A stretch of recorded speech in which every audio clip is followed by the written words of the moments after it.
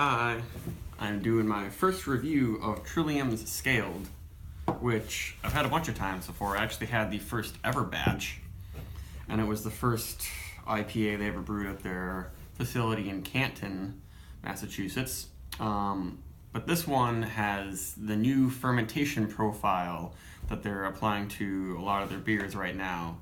That makes it seems like it makes the beers a little bit hazier, maybe a tinge darker, and they also say they use a little bit more hops, so a little more intensity, and all that. And Scaled by itself was pretty darn good. It's Citra and Eldorado hops, 7% alcohol, so a teeny bit lower than their Street IPA series, but kind of the same malt bill, 2-row. Some wheat, some C15, some sugar. And this one was canned on May 7th, 2018. So that was 11 days ago. Got a good whiff of that. I think this is going to be pretty good. I have kind of high expectations. I had one of their permutations IPAs using their new yeast profile, and I like that a lot. And this is looking, I don't know, it looks a lot like like the Streets IPAs from Trillium. Doesn't look that much different. It's not much murkier at all. I feel like Trillium is just kind of dialing in their whole brewing process, because over time, breweries they can keep the same basic ingredients and process, but things can just kind of slightly sway, and they can kind of lose their focus. That's why I'm kind of glad that Trillium is doing this, so they don't kind of fall behind in sort of hop and yeast innovation. And the head's looking pretty good there. I guess there are some big bubbles. It'll probably die down after a little while, but it's sticking around really nicely now, and it's just a very pale orange it's just barely, just on the edge of opaque, but it looks pretty good. Yeah. That's got a lot of tropical and citrus candy aromas. From Eldorado, I often get like a mixture of Jolly Rancher flavors and aromas, and this is coming through for sure, but the Citra is also bringing in that really, really pulpy, tropical, pineapple, peachy quality. Yes, it smells very sweet with just a hint of resinous spice. Really, really fruity. There's lime, strawberry, melon, a nice big melange of sweet candy flavors.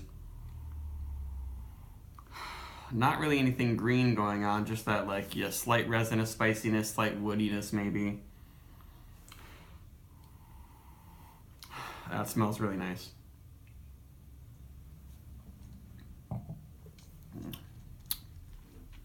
Maybe a bit more body going on. Yeah, maybe a little more sweet. That's what this fermentation profile seems to bring out. And that's what I really liked about all Trillium beers, is that they had these sweet flavors, but when they finish dry. And this one, I'm not sure if it's going to be quite as dry.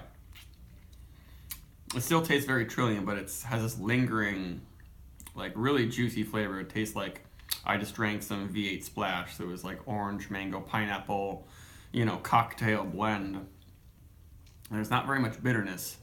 And the spiciness, it lingers a teeny bit, but hopefully I'll get a little more bitterness, because it's almost slick on my tongue right now. Though I just did eat a greasy chicken leg. Pretty good body. It's not really soft or fluffy. Yeah, now I'm getting more bitterness and spiciness. The body's it's full, but it's a bit prickly and spicy.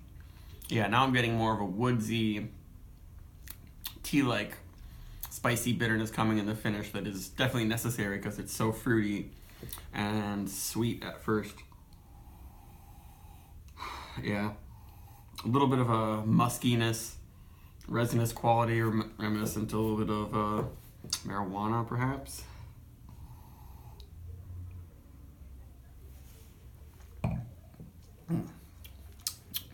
Yeah, the spiciness comes in and cleans it up really well. It's actually a nice clean finish. And that's also what I like about Trillium's beers, is that the yeast doesn't linger with a lot of weird savory notes or like strong vanilla notes and stuff. It seems like it really just combines with the hops so well.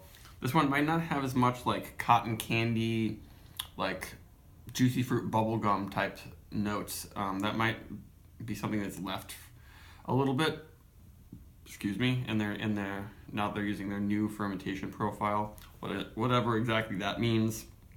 I feel like they haven't changed the yeast completely. They're probably just using different temperatures and fermentation times, I bet.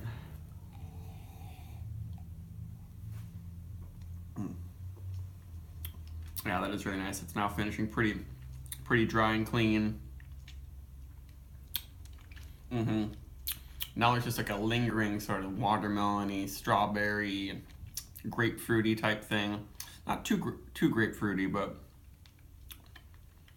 that's kind of what the bitterness is. It's like kind of a grapefruit with just a touch of grapefruit pith, but it's not quite turning soapy like some beers do. Some of these hazy IPAs like single cut. Though I feel like this is, I don't know, this is closer to single cut than Trillium used to be.